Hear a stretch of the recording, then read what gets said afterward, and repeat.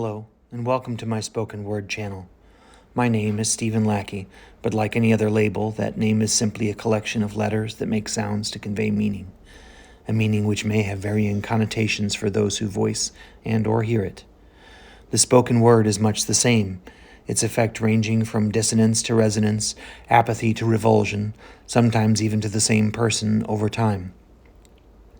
I'll be reading some of my own work today, offering analysis of its meter, rhyme scheme, and content.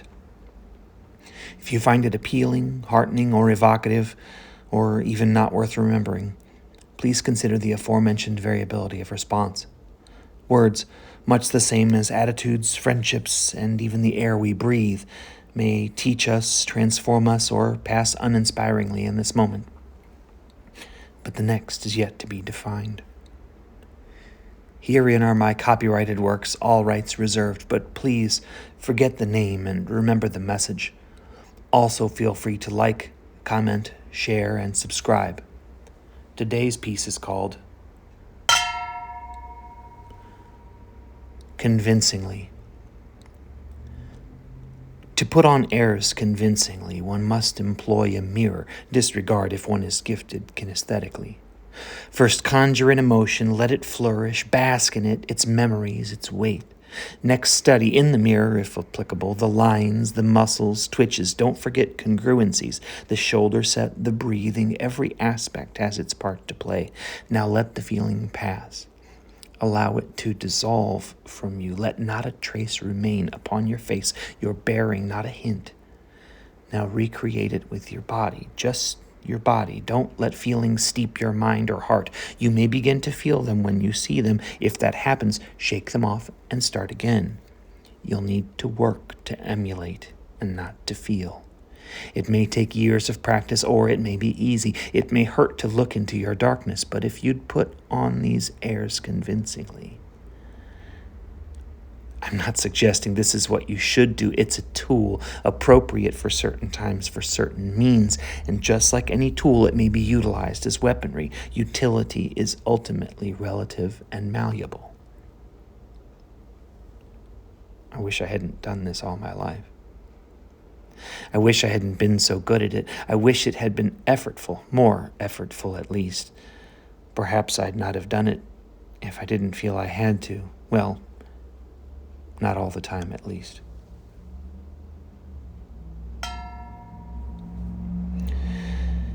This piece is in unrhymed iambic meter. One could dispute this owing to the setting's momentary variance into trochaic meter, yet of the 47 lines, 30 begin with a soft stress. This, coupled with the fact that the overall piece begins on a soft stress, ends on a hard stress, and it never breaks rhythm when read grammatically, shall we say, majority rules. Most everyone wears a mask from time to time, hiding true feelings, displaying false feelings, or morphing with such complexity as to adopt a persona. Autistic people do this to fit in, trauma victims to hide their pain and avert recurrence, sociopaths to manipulate, and even gift recipients to hide the external evidence of their internal monologue. I actually already have 2 of these. There is a learning curve with masking. Children say the darndest things is evidence of the verbal aspect, usually the first to master, as it is easier to merely silence oneself. Body language cues come later, subconscious physical reactions being on display at all times. So maybe this is like a mantra.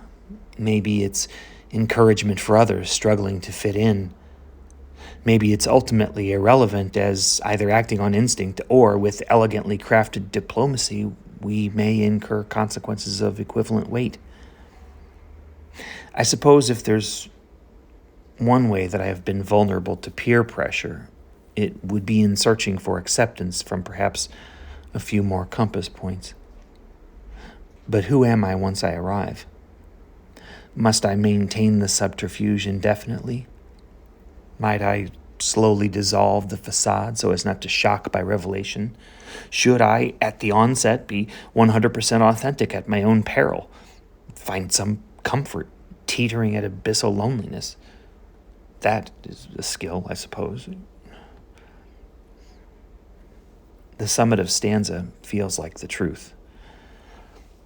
Though I am accomplished, I wish I'd never felt I had to be.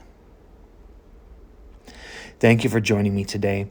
I hope it has been some mix of enlightening, entertaining, and thought-provoking, and if not, well, perhaps another time. You could have spent it any number of ways, but I sincerely appreciate that you've chosen to spend this time listening to phrases I have turned. I'd like to hear your thoughts as well. Drop a comment below regarding what your own or someone else's creative writing and or spoken word has meant to you. Also, subscribe to my channel if you like. I'm not sure how often I'll be posting, but if you click the notification bell, you'll be among the first to know when I do. Please also consider this. It is quite a good thing to flex one's imagination with possibilities and even improbabilities. It is perfectly fine to express feelings directly or abstractly, in rigid poetical style or untethered prose, no matter the nature of those feelings, and the more often discussed, the greater the power derived from such self-advocacy. After all, every act of creation was at one point a what if, and any aspiration voiced is, in a sense, a goal already achieved. One must merely take the steps. Start today. Embody the strength. Find a voice. Be heard.